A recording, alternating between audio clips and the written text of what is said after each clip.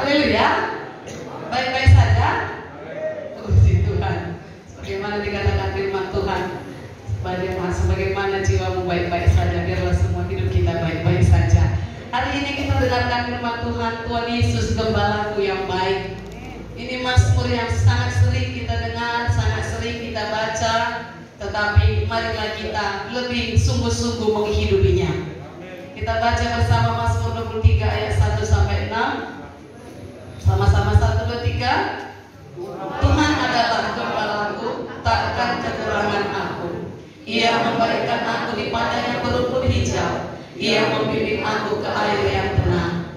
Ia menyegarkan jiwaku. Ia menuntun aku di jalan yang benar oleh karena namanya. Sekalipun aku berjalan dalam lembah kedalaman, aku tidak takut bahaya, sebab Engkau besertaku. Engkau menyediakan hidangan bagiku di hadapan lawanku. Engkau mengurapi, kita ulang 1, 2, 3. Engkau menyediakan hidangan bagiku di hadapan lawanku. Engkau mengurapi kepalaku dengan minyak, pialaku penuh melimpah. Kebajikan dan kemurahan belaka akan mengikuti aku seumur hidupku, dan aku akan diam dalam rumah Tuhan sepanjang masa. Bapak Ibu, ini Mazmur hanya 6 ayat, sangat singkat, tetapi isinya sangat lengkap, menunjukkan sosok Tuhan itu sebagai gembala yang luar biasa bagi kita umatnya. Bagaimana dia memimpin dan membimbing kita untuk melalui perjalanan kehidupan ini. Saudaraku, Daud yang terbiasa bergaul karib dengan Tuhan, dialah yang menulis Mazmur ini. Alkitab mencatat, sebelum Daud menjadi raja, apa kerjanya? Dia sebagai gembala ternak orang tuanya. Setiap hari dia berada di padang untuk menggembalakan ternak orang tuanya tersebut. Dan setiap hari dia melihat tingkah laku domba-domba itu. Dia selalu memperhatikan apa saja kebutuhan domba-domba itu. Dia memperhatikan kelemahan domba itu. Dia perhatikan kekurangan dari domba-domba yang digembalakannya. Dia juga mempelajari bagaimana menjaga, bagaimana merawat domba itu agar bertumbuh baik, sehingga boleh menghasilkan hasil yang memuaskan. Dia tahu betul karakter dari domba-domba yang digembalakannya itu. Nah, oleh sebab itu, ketika ia merasakan pemeliharaan Tuhan dalam hidupnya, dia menggambarkan bagaikan gembala yang baik. Begitulah Tuhan terhadapku. Dia membimbing, memelihara, menuntun aku seperti aku menuntun domba ini.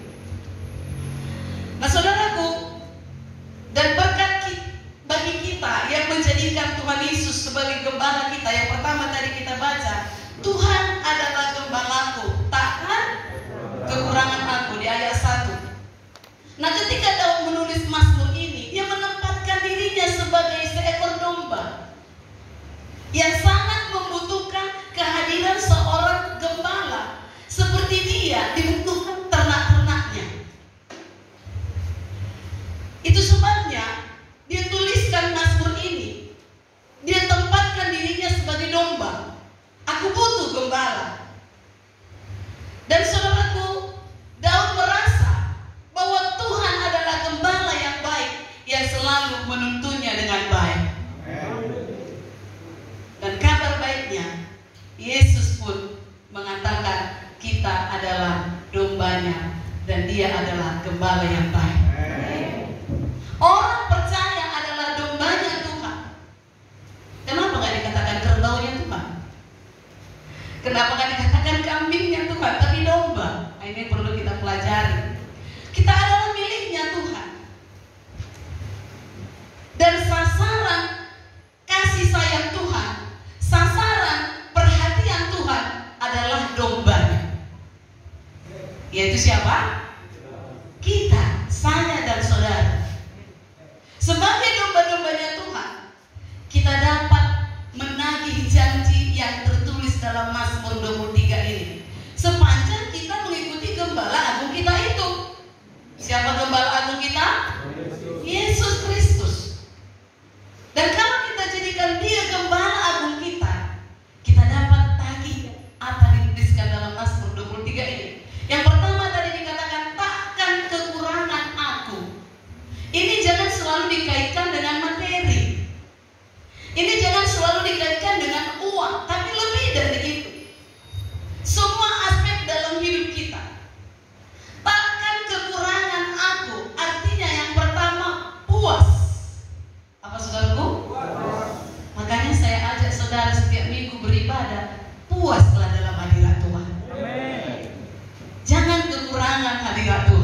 Amin. Menghadapi dunia yang makin banyak masalah ini. Puas dari terjemahan bahasa Inggrisnya berarti sudah cukup. Tidak ada rasa untuk mengingini lagi. Itu dia puas. Dan tahukah saudara, roh, jiwa, dan tubuh kita puas dengan menikmati hadirat Tuhan. Amin. Dikatakan Mazmur 17 ayat 15, tetapi aku dalam kebenaran akan kupandang wajahmu, dan pada waktu bangun aku akan menjadi puas dengan rupamu. Haleluya. Puas dengan wajah Tuhan. Dalam menyembah Tuhan, dalam ibadah minggu atau ibadah manapun, ibadah cell group atau ibadah pribadi saudara di rumah, puaslah dengan hadirat Tuhan. Dan Mazmur 179 berkata, sebab dipuaskannya jiwa yang dahaga dan jiwa yang lapar dikenyangkannya dengan kebaikan. Kalau kita ogah-ogahan dalam menyembah Tuhan, gak akan puas. Hanya yang dahaga dipuaskannya, hanya yang lapar dikenyangkannya dengan kebaikan. Yang haus dan lapar akan Tuhan, katakan saya. Tuhan akan memuaskan saudara. Dan Mazmur 63 1 dan 6 berkata begini, ya Allah, Engkaulah Allahku, aku mencari Engkau. Jiwaku haus kepadamu, tubuhku rindu kepadamu, seperti tanah yang kering dan tandus tiada berair. Ayat 6.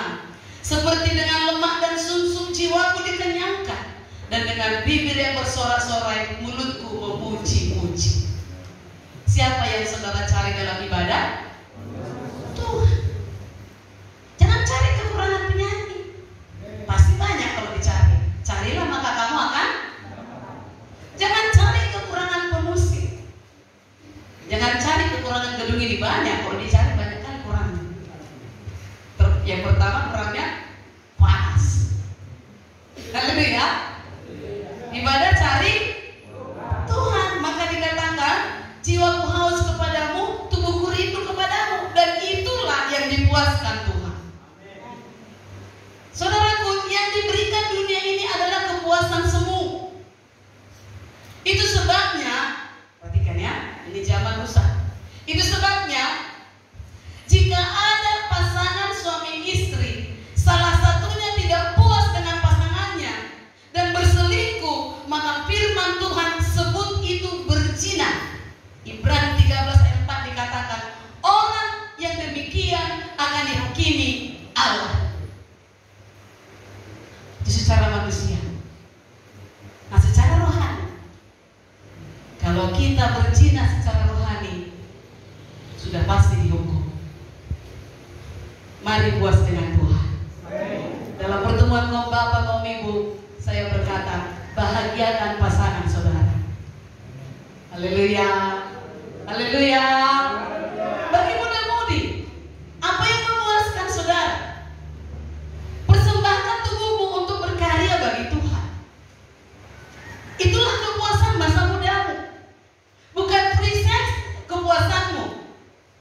Karena dari kitab Kejadian pun sudah kita ketahui bahwa Tuhan memberkati Adam dan Hawa. Kemudian berfirman, beranak cuculah. Bukan beranak cucu dulu baru diberkati, tapi diberkati dulu baru beranak cucu. Itu sudah dari Kejadian. Maka anak-anak kami muda-mudi remaja, kalaupun di tanganmu sekarang itu bebas engkau melihat free sex itu, semua hal yang sejenis itu, jangan pernah sentuh itu. Haleluya. Haleluya. Mari puas dengan Tuhan. Jangan dipuaskan oleh hal-hal yang duniawi. Amin. Dan kalau sudah sempat jatuh, tidak ada jalan lain kecuali bertobat. Orang Tuhan datang untuk orang berdosa. Kalau kita mau bertobat, kita diselamatkan. Amin. Yesus adalah Tuhan dan Gembala kita. Sebagai Gembala yang baik, Ia selalu siap memberi pertolongan kepada kita domba-dombanya yang digembalakannya. Nah, bila Yesus adalah Tuhan dan Gembala yang agung itu menjadi Gembala kita, Dia sanggup memuaskan kita. Kita tidak akan kekurangan apapun. Perhatikan ya, kekurangan apapun yang diperlukan untuk melaksanakan kehendaknya, bukan untuk kehendak kita. Jangan salah dimengerti ayat ini, amen. Takkan kekurangan aku bukan untuk kehendak kita, bukan memenuhi nafsu kita, tapi memenuhi melakukan kehendak Tuhan. Itu takkan kekurangan aku, puas. Yang keduanya, tidak dibiarkan. Saudaraku, Tuhan tidak pernah membiarkan umat kesayangannya. Umat kesayangan Tuhan, katakan saya. Kita yang sudah ditebus oleh darah Yesus adalah umat kesayangannya. Tapi bagian kita, berlakulah sebagai umat kesayangan Tuhan. Yang bagaimana? Yang hidup benar dan hidup menyenangkan Tuhan. Itu umat kesayangan. Sama seperti Yusuf, dia selalu menjadi kesayangan. Kesayangan majikan, kesayangan pemimpin penjara, bahkan kesayangan Firaun. Kenapa? Karena dia hidup benar dan menyenangkan Tuhan. Mau jadi kesayangan Tuhan? Hidup benar dan senangkan Tuhan. Karena apa? Mazmur 34:16 berkata, mata Tuhan selalu tertuju kepada orang-orang benar, dan telinganya kepada teriak mereka minta tolong. Jadi berlakulah sebagai kesayangan itu hidup benar. Amin. Bukan hidup benar menurut kita, hidup benar menurut firman Tuhan. Maka dikatakan mata Tuhan tertuju kepada kita, diluruskannya jalan kita, didengarkannya teriak kita minta tolong. Saat kita dalam kesesakan, kita dilepaskannya dari kesesakan itu. Dan kita berani menyerahkan khawatir kita. Mazmur 55:22. Serahkanlah khawatirmu kepada Tuhan, maka Ia akan memelihara engkau. Tidak untuk selama-lamanya dibiarkannya orang itu goyah. Orang pasti akan goyah, bahkan binasa. Tapi orang benar tidak dibiarkan Tuhan goyah. Ini perlu pada zaman ini, Bapak Ibu Saudaraku. Haleluya. Takkan kekurangan aku berarti tidak diabaikan Tuhan. Tuhan Yesus adalah Gembala agung kita, tidak mengabaikan orang-orang yang mau datang kepadanya untuk digembalakannya. Kau gembalaku Tuhan, ini aku dombamu. Tuhan tidak mengabaikan saudara. Takkan kekurangan aku berarti bersuka cita setiap saat. Coba dulu lihat kiri kanan saudara, sukacitanya dia di mana ini? Atau ada tekanan? Kalau ada tekanan bernyanyi, mengapa kau tertekan hai jiwaku? Haleluya. Sebagaimana Yesus katakan Matius 11:28. Bukan kita pasti semua tahu. Marilah kepadaku semua yang letih sudah berbeban berat. Kalau sudah lega, pasti sukacita. Dan sukacita surga tidak seperti yang diberikan oleh dunia ini. Haleluya. Itu yang pertama, takkan kekurangan aku. Puaslah dengan Tuhan. Dalam ibadah puas dengan Tuhan. Haleluya. Yang kedua, pelajaran kita hari ini, Ia memberikan aku di padang yang berumput hijau. Ayat 2a. Saudaraku, domba itu menurut penggembalanya jarang berbaring karena banyak musuhnya. Tetapi ia akan berbaring kalau dia sudah bebas dari rasa takut. Selama domba itu merasa tidak aman, ada rasa ketakutan, maka domba itu tidak akan berbaring. Nah, sebagai domba Tuhan, jangan takut apapun. Haleluya. Sebab Tuhan menyertai kita. Nah, dia akan berbaring kalau ada dia di sekitar kawanan domba lainnya.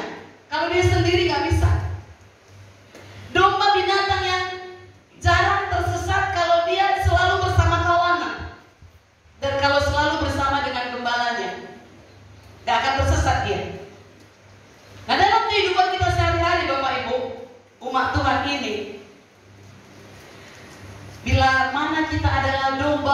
yang satu kawanan dengan satu gembala, yaitu Yesus Kristus, maka kita tidak akan tersesat.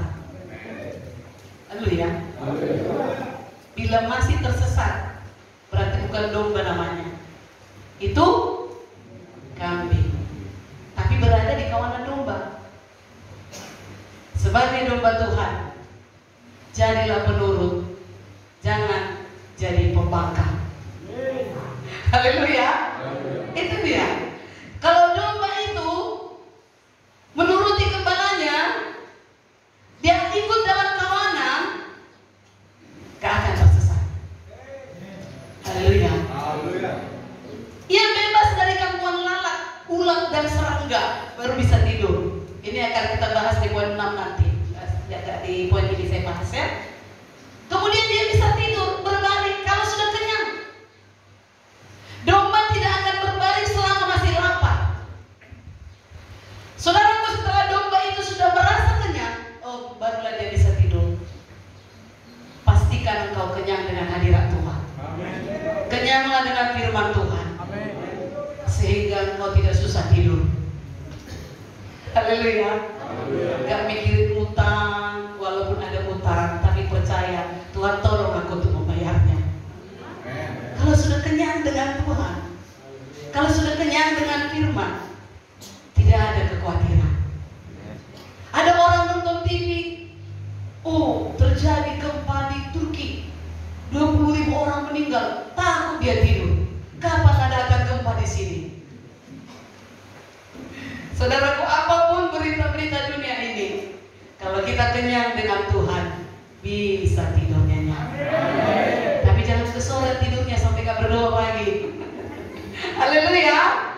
Nah saudaraku, untuk mengatasi semua hal itu tadi, kenapa dia gak bisa berbaring tadi, ya kan? Untuk mengatasi hal itu, maka kawanan domba itu sangat membutuhkan kehadiran seorang gembala. Tuhan Yesus adalah gembala yang baik bagi kita. Dia sanggup membuat kita kawanan dombanya ini berbaring dan tenang di atas rumput yang hijau. Itu berarti aman walau krisis. Haleluya. Walau harga beras naik melonjak tinggi, saudara aman. Bisa tetap menikmati berkat Tuhan. Itu domba. Kalau Tuhan Yesus gembala. Dan yang ketiga, ia membimbing aku ke air yang tenang, ayat 2b tadi. Air adalah kebutuhan sangat vital bagi makhluk hidup. Tapi perhatikan, air yang deras dapat membahayakan, menghanyutkan. Ya, domba itu dia suka tinggal di tempat yang kering.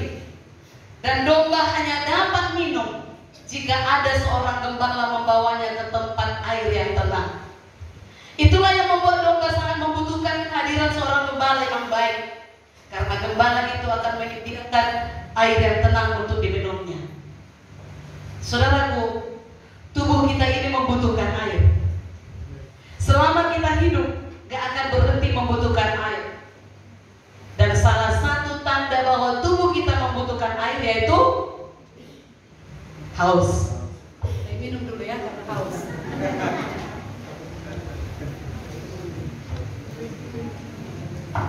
Itu tanda butuh air karena haus. Dan Yesus berkata dalam Yohanes 4 ayat 13-14, barang siapa minum air ini, itu maksudnya air dari sumur Yakub ya, ia akan haus lagi. Jadi saya minum pun ini, tak lagi haus juga. Betul?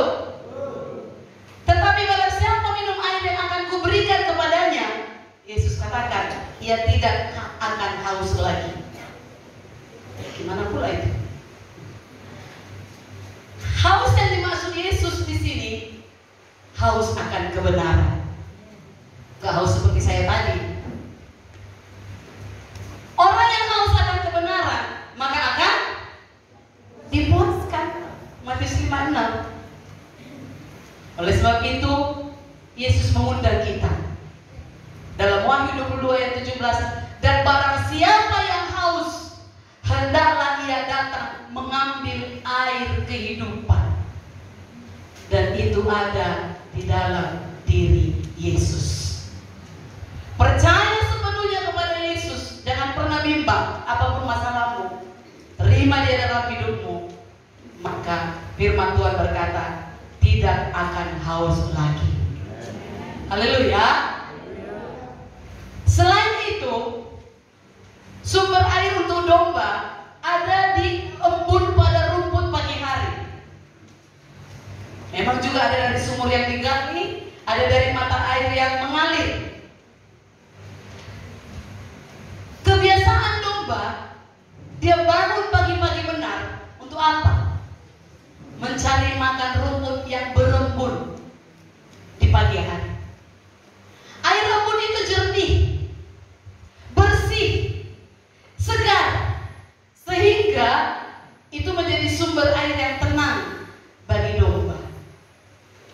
Bapak Ibu, saudaraku, sebagai domba Tuhan, mari di pagi hari bersaat teduh kepada Tuhan. Kenapa pagi hari? Masih segar, belum ada tuntutan ini dan itu. Maka kita akan sanggup menghadapi persoalan yang akan datang di luar sana. Kalau di pagi hari, saat teduh, menerima kehidupan, karena Yesuslah sumber air itu yang menyegarkan kita, maka apapun masalah di luar sana tidak mengalahkan saya dan saudara. Dan yang ketiga dikatakan, Ia menyegarkan jiwaku, ayat 3. Disegarkan berarti ada kesejukan, sukacita, jiwa kita dipulihkan, sehingga ada ketenangan dan kedamaian. Saudaraku, Tuhan tidak akan membiarkan saya dan saudara sebagai dombanya kering, gersang. Ada air hidup yang siap Dia alirkan bagi saya dan saudara. Tapi ada bagian kita mengambilnya, mau dituntunnya. Amin, saudaraku.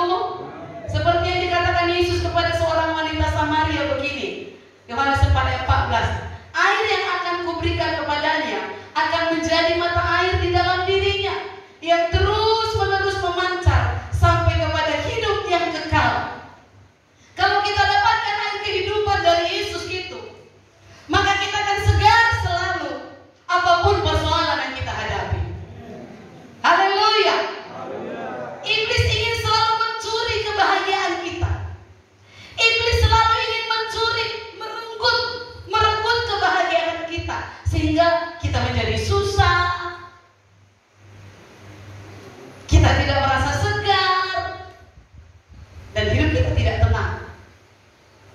Tetapi Tuhan Yesus mampu menyegarkan jiwa kita. Dia mampu menyegarkan jiwa kita dalam menghadapi persoalan apapun. Tuhan selalu hadir. Dia peduli, walau memang tidak sesuai keinginan kita, tetapi Dia tahu yang terbaik bagi kita. Haleluya. Marilah kita selalu bergantung kepada Tuhan Yesus. Amin. Sehingga Dia menggembalakan kehidupan kita, sehingga kita beroleh kesegaran jiwa, gak gersang kita oleh dunia ini. Saudaraku, ciri jiwa yang tidak segar itu, atau sakitlah bahasa kasarnya, dia tidak mampu berkata tidak pada dosa. Itu jiwa tidak segar.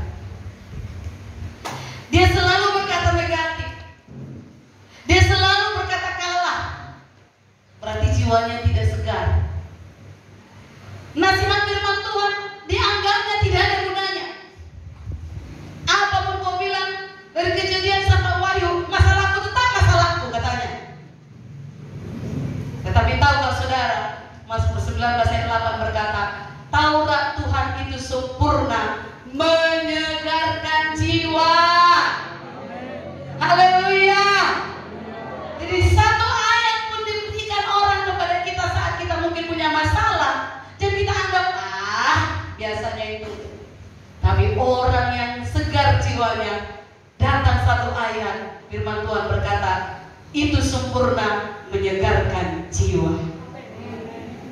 Haleluya.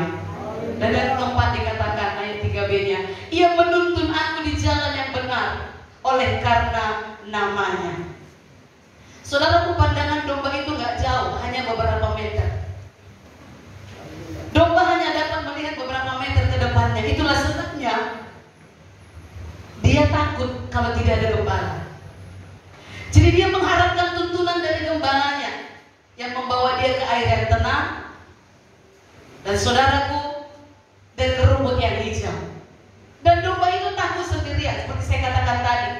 Dia butuh tuntunan gembala. Dia akan tersesat bila tertinggal dengan kawanan domba lainnya. Bagaimana dengan kepada kita masa ini? Kita kan dombanya Tuhan.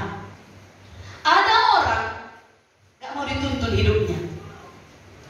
Ia lebih memilih mengikuti keinginannya sendiri. Hal inilah yang membuat manusia, bahkan banyak anak Tuhan, jadi tersesat karena pilihan yang salah. Dia berkata, firman Tuhan berkata, Amsal 14 ayat 12, ada jalan yang disangka orang lurus, tetapi ujungnya menuju maut. Kalau ada anak Tuhan sudah merasa pintar, karena tahu banyak hal dan tidak mau dituntun, suatu saat pasti tersesat. Katakan dengan saudara, mari mau dituntun. Haleluya. Di dalam hidup ini ada dua pilihan diperhadapkan kepada kita. Dalam Ulangan 30:19 berkata begini, kepadamu kuperhadapkan kehidupan dan kematian, berkat dan kutuk. Tuhan gak bilang kupaksa kau ya, karena suka-suka aku hidupmu. Tuhan gak gitu. Tapi kuperhadapkan kehidupan dan kematian, berkat dan kutuk. Tetapi Tuhan menuntun kita, pilihlah kehidupan. Katakan, saya pilih kehidupan. Saya pilih kehidupan. Pilihlah kehidupan supaya engkau hidup, baik engkau maupun keturunanmu. Amin.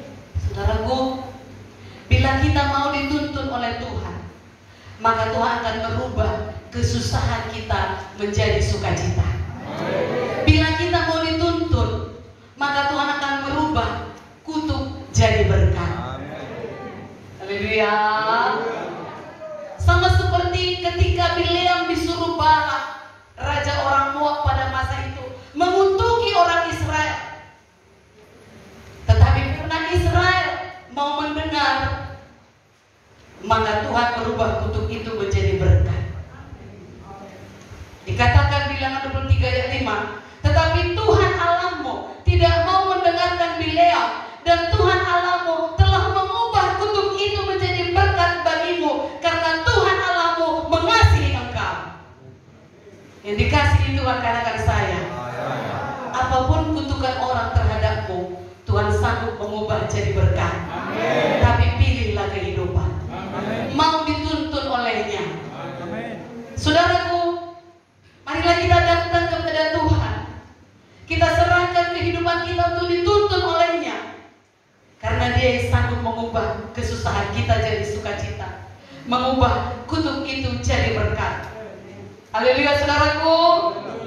Dan selanjutnya dikatakan ayat 4 tadi, sekalipun aku berjalan dalam lembah kekelaman, aku tidak takut bahaya, sebab engkau besertaku, gadamu dan tongkatmu itulah yang menghibur aku. Lembah kekelaman ini artinya, saudaraku, kesukaran hidup, kesulitan hidup, bahaya. Dan pada masa-masa suka, pada masa-masa kesulitan, saya dan saudara yang adalah dombanya Tuhan tidak perlu takut. Amin. Gada itu tuh seperti tongkat yang pendek, ya. Itu gada. Dan itu menjadi alat gembala untuk mendisiplin domba yang bandel. Diluruskan gak mau juga, toh katanya. Itu gak ada itu untuk itu. Ya, saudaraku, kalau menyimpang dombanya disatukan ke kawanan. Jadi pakai gada itu dia. Nggak seperti tadi lah tongkat ya. Diarahkan dia gitu ya. Dan tongkat itu lebih panjang lagi dari gada. Ya, ukurannya lebih panjang. Dan di ujungnya itu melengkung. Itu dipakai untuk memeriksa ada nggak sakit domba itu. Karena bulu domba itu panjang. Jadi itu salah satu memeriksa bulu-bulunya dan juga menarik. Ya. Saudaraku, gada dan tongkat ini bagi kita saat ini melambangkan firman Tuhan. Firman Tuhan itu sebagai kekuatan, sebagai otoritas dalam hidup kita. Yang kalau kita turut, kita pasti tidak pernah dibiarkan. Haleluya. Dan itu juga lambang disiplin. Amsal 29 ayat 15 berkata, tongkat dan teguran mendatangkan hikmat. Kalau kita didisiplin, maksudnya bukan harus didisiplin itu jangan langsung pikiran kita gak dikasih ini, gak dikasih perjamuan kudus, bukan itu saudara ya. Disiplin yang utama bukan itu. Ya, gak dikasih melayani, bukan. Ya, nah, saudaraku, kalau kita didisiplin, misalnya orang tua mendisiplin anak, dia disuruh belajar malah main game. Orang tua yang baik tidak akan membiarkan lalu didisiplin. Disimpan handphonenya. Haleluya. Kalau anak saudara tidak datang muda-mudi, dari rumah izin, tapi nggak sampai di gereja, itu perlu didisiplin. Disiplinnya tergantung saudara, bagaimana supaya anak saudara berubah, nggak pembohong, misalnya, atau nggak menyimpang.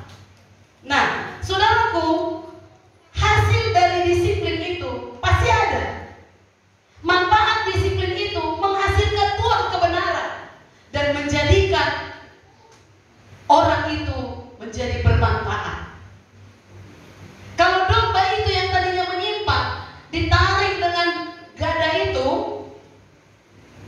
dan juga dengan tongkat yang panjang itu diarahkan, jadi bermanfaat, menghasilkan. Haleluya. Haleluya. Saya katakan tadi tongkat itu dia juga untuk menghitung. Oh, masih 55. Tadi ku bawa 60, kemana 5 lagi? Cariknya lagi, dihitungnya lagi. Oh, sudah genap. Diperiksa. Dan domba itu, saya katakan tadi bulu-bulunya panjang. Kalau ada luka, gak kelihatan langsung dengan mata. Itu dicongkel dengan tongkat tadi. Untuk memeriksa apakah ada luka yang parah. Itulah saudara baiknya gembala kita itu. Haleluya. Dia tahu keadaan kita. Oh, Bapak, si Mamora ini lagi galau dia. Contoh, ini contoh ya, nggak galau. Bapak ini selalu suka cita. Lagi galau dia karena persoalan ini. Nah, kalau dia terus bergantung kepada Tuhan, ada lagu saya belum sempat katakan kepada tim penyanyi sudah supaya dia cari. Yang cocok sebenarnya dengan ini. Lagunya, kau gembalaku, ku takkan takut. Adil itu lagunya. Haleluya. Kau membimbingku. Nah, itu dia lagunya, nanti suatu saat menyanyikan ya. Haleluya. Jadi dia tahu. Nah, secara gereja lokal, tentu kami ada Bapak Gembala dan saya yang menolong untuk melihat keadaan saudara. Haleluya. Kami tahu, walau tidak sempurna, kami lihat senyum saudara. Ini senyum tulus atau tidak? Ini senyum mengejek atau tidak? Haleluya. Itu gembala. Kami bisa rasakan sedang respon atau enggak. Kenapa? Karena kami doakan. Tapi enggak sempurna. Amin, saudaraku. Dan kalau misalnya saudara punya masalah kami tidak dapatkan, jangan langsung menghakimi. Katanya gembala,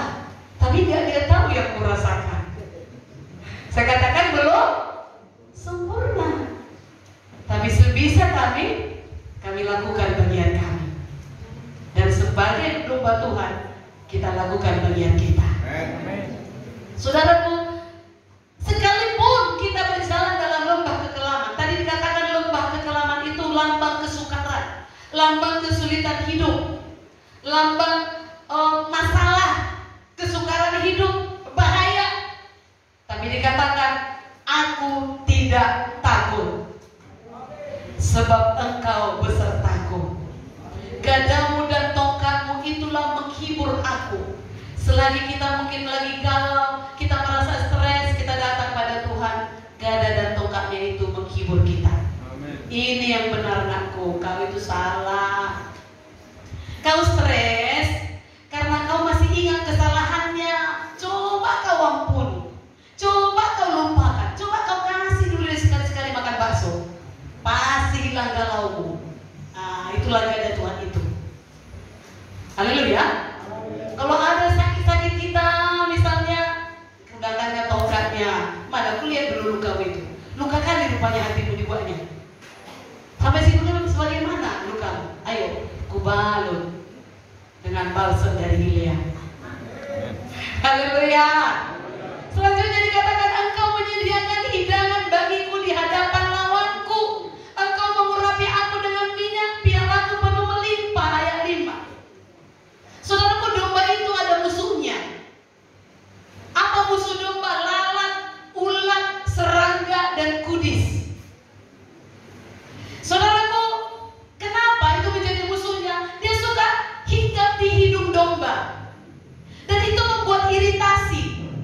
Lalu bisa sakit sampai ke otak, sampai kepala. Maka itu sangat gak suka domba dengan itu semua, dan itu bisa menimbulkan kematian. Lalu apa yang dibuat gembala? Dia oles dengan minyak. Anti itu semua hanya minyak. Lalat itu tadi, ulat itu tadi, serangga itu tadi, kudis itu tadi, antinya minyak. Jadi si gembala mengoles minyak zaitun ke kepalanya dan mengoleskannya ke lubang hidungnya, sehingga domba itu tenang dan sembuh. Haleluya. Dan kalau musim panas akan timbul kudis, lalu si domba menggesek-gesekkan kudisnya itu ke pohon, maka menular ke domba yang lain. Dan juga si gembala mengolesnya dengan minyak, dan domba itu menjadi sembuh.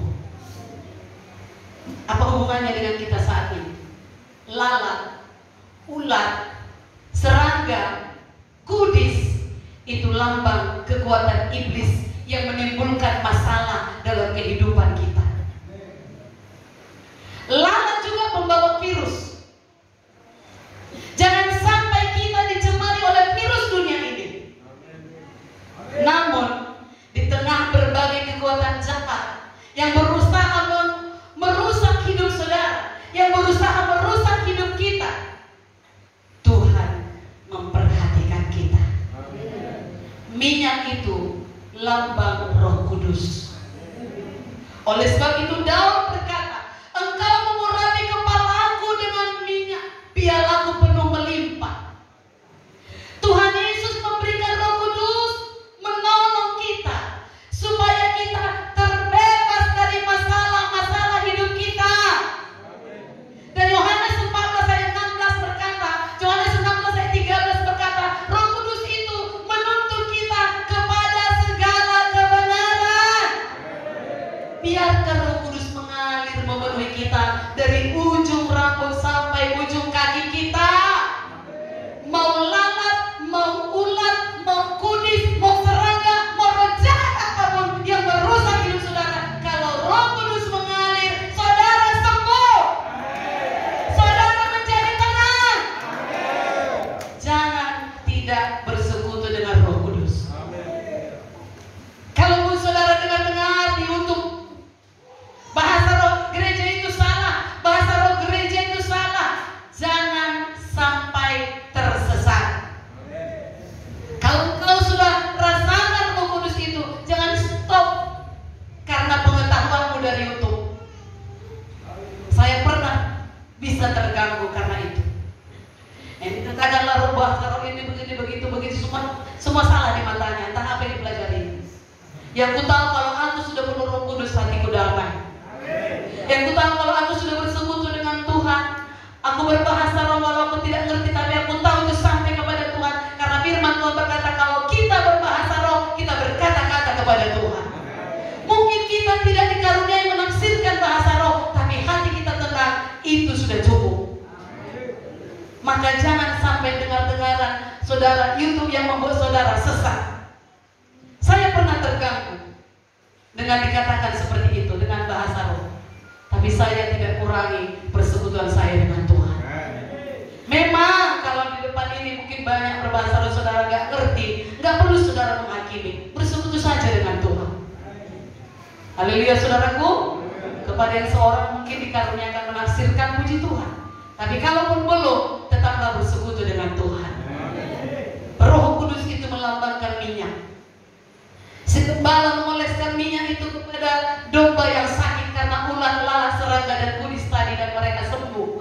Saya dan saudara, kalau kehidupan Tuhan mengalir melalui Roh Kudus yang mengalir dalam kita, apapun penyakit saudara, apapun masalah yang diperbuat, yang diakibatkan oleh iblis merusak saudara, saudara bisa mengatasinya. Dan yang terakhir dikatakan ayat 6, kebajikan dan kemurahan belaka akan mengikuti aku seumur hidupku, dan aku akan diam dalam rumah Tuhan sepanjang masa. Tidak peduli apa yang terjadi, percayai Gembala Agung kita Yesus. Kita akan menerima pertolongan, kita akan menerima kemurahan, kita akan menerima dukungan dari Dia, dan Dia bekerja dalam segala sesuatu untuk mendatangkan kebaikan bagi kita. Bagi kita yang mengasihi Dia. Haleluya. Gak peduli persoalan apa yang datang, Tuhan memberi segala sesuatu yang baik bagi masa depan kita. Untuk apa? Dikatakan tadi supaya kita bisa berdiam dalam rumah Tuhan seumur hidup kita. Itu Tuhan suka. Saudaraku, berada dalam rumah Tuhan akan menjamin kebutuhan kita tercukupi. Amin saudaraku. Aku akan diam dalam rumah Tuhan sepanjang masa. Ada pengharapan dan masa depan yang pasti ketika saya dan saudara ada di dalam Tuhan, tinggal di dalam Dia. Tuhan menyediakan kebutuhan-kebutuhan kita dan akan selalu menyertai kita. Itulah penghiburan dan kekuatan yang luar biasa. Amin saudaraku. Itu perlu bagi kita menjalani hidup ini, bahkan masa-masa sulit saudaraku. Terkadang bahkan bisa lebih sulit dari perkiraan kita. Terkadang bisa lebih sulit dari kemampuan kita. Maka janji-janji ini akan sangat menguatkan kita dalam menjalaninya. Hidupilah. Amin saudaraku. Mari kita hidupi Mazmur 23 ini. Janji ini untuk domba. Saudaraku, lepaskan kekhawatiran saudara. Tuhan Yesus adalah gembala yang baik. Ia memilih kita sebagai umatnya karena Dia mengasihi kita, dan Dia akan selalu menuntun kehidupan kita. Itu sebabnya dikatakan dalam Yohanes 10:11, akulah gembala yang baik. Haleluya. Mazmur 23 itu judulnya Tuhan Gembala yang Baik. Saudaraku, hidupi Mazmur 23 ini. Lepaskan kekhawatiran saudara, apapun itu. Mari minta Roh Kudus mengalir dalam tubuh saudara, sehingga apapun keletihan oleh dunia ini, apapun penyakit yang datang, kalau minyak itu sudah mengalir, sembuhlah saudara. Haleluya. Haleluya. Adakah saudara diberkati dengan firman Tuhan ini? Bisa didengar dengan baik tadi? Kalau sedikit-sedikit hilang saya rasa di sini, tapi bisa ditangkap? Haleluya. Haleluya. Haleluya. Mari kita bangkit tadi.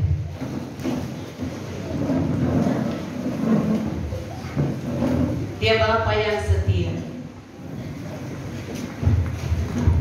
Dia gembala yang baik bagi kita. Dia akan mencukupkan apa yang kita perlu. Bukan keinginan kita, tapi apa yang kita perlu.